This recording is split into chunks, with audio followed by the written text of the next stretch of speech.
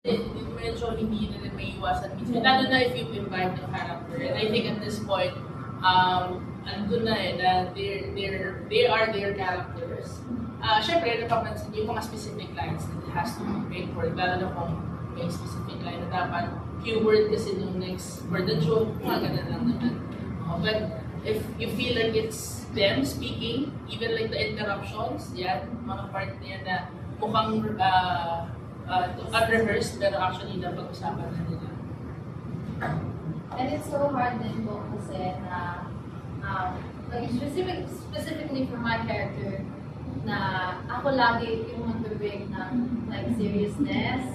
And alam mo ni Eldin na it's for me as an actor, yung process ko to like do this and play such a character na napaka-clueless and waiting for like orders.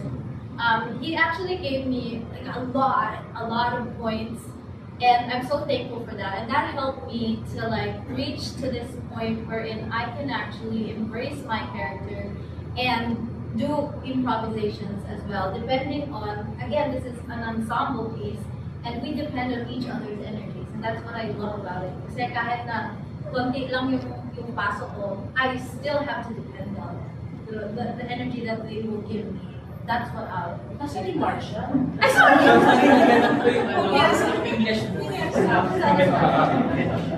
Aminin lang po namin lahat yung improvise. Walang script. Thank you. Go lang.